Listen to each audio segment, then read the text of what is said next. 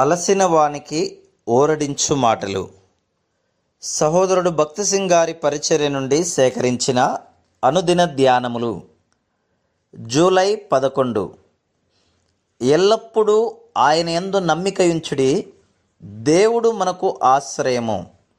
62వ కీర్తన 8వ వచనము. రెండవ ఆశ్రయపురము షెకెము. యెహోషువ 20:2-7 వచనములు.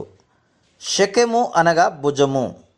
ప్రభువైన యేసుక్రీస్తు మన విమోచకుడు, రక్షకుడే కాక మన భారమును కూడా మోయును.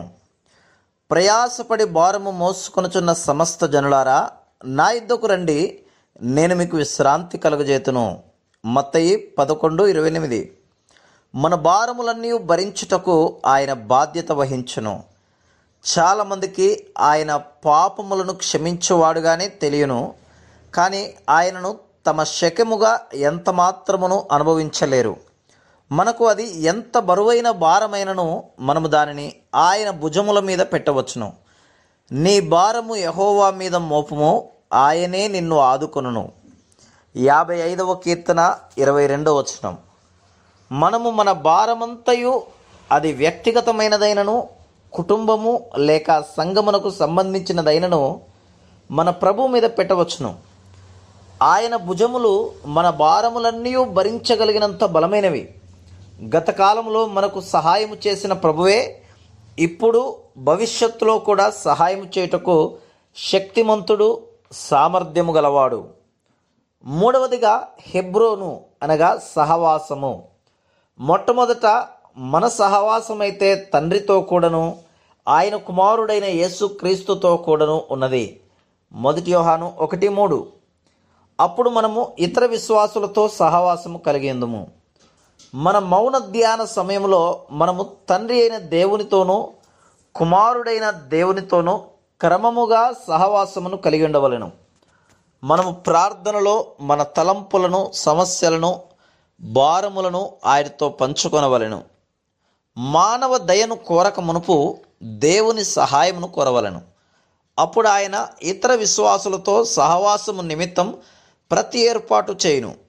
కేవలము భోజనము కొరకే కాదు కానీ ఒకరి భారములు ఒకరు పంచుకొనుట, కలిసి ప్రార్థించుట మొదలగు ఆత్మీయ సహాయముల నిమిత్తము కూడా ఏర్పాటు చేయును.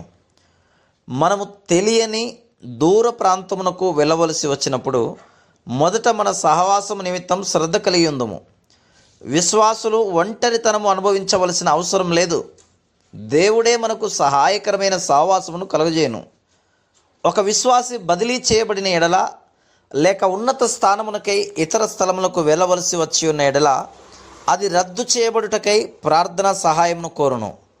వారు తమ పిల్లల చదువు విషయమై ఇంకను తదితర కుటుంబ వ్యవహారములు నిమిత్తమై దిగులు చెందుచుందురు. మన సహవాసము నిమిత్తము, మన అక్కరల నిమిత్తము అన్ని ఏర్పాట్లు చేయుటకు మన ప్రభు ఉన్నాడు. గతించిన సంవత్సరములన్నిటిలో సహవాసము ద్వారా అక్కరలన్నీ తీర్చబడుటకు ప్రభువు అద్భుతమైన ఏర్పాటు చేయుటను నేను కనుగొంటిని.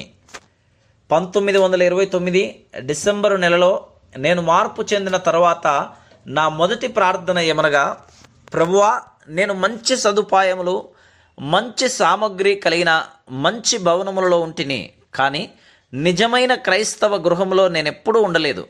నాకు ఏ సదుపాయము వద్దు, కానీ నాకు నిజమైన క్రైస్తవ గృహము కావలెను. అదే వారము ఒక ధనికురాలైన స్త్రీ నా యొద్దకు వచ్చి, నీవు ఇక్కడకు కొత్తగా వచ్చితివని విన్నాము, మా గది ఒకటి ఖాళీగా ఉన్నది, నీవిక్కడ ఉన్నంత కాలము ఆ గదిలో ఉండవచ్చును అని చెప్పింది. దాని నిమిత్తము ప్రార్థించదను అని చెప్పి తిని, కానీ నా హృదయాంతరంగములో ఆమె చెప్పిన దానిని అంగీకరించవలనని తలంచి తిని. నేను ప్రార్థించినప్పుడు ప్రభువు నాతో, నేను నీకు ఏర్పాటు చేసిన గృహము అదే అని చెప్పాను. కొన్ని వారముల తరువాతే నేను అక్కడకు మారి తిని, అది సంతోషకరమైన క్రైస్తవ గృహం. నేను మొట్టమొదటిసారిగా బైబిల్ పూర్తిగా చదివినది అక్కడే దేవుని సేవా పిలుపును వింటిని, అక్కడే సేవకు తీర్మానించుకొంటిని. వారి ద్వారా అనేకులైన మంచి క్రైస్తవులను కలుసుకునే అవకాశము కలిగినది. నా సహవాసము కొరకు దేవుడు చేసిన మంచి ఏర్పాటు కొరకై ఆయనకు వందనములు. ఆ విధముగా దేవుడు ప్రతి దేశములో మనకు సహవాసమును ఏర్పాటు చేయను. నిజముగా చెప్పవలనైనా నా ప్రభువే నా హెబ్రోనుగా నయ్యను. Praise the lord.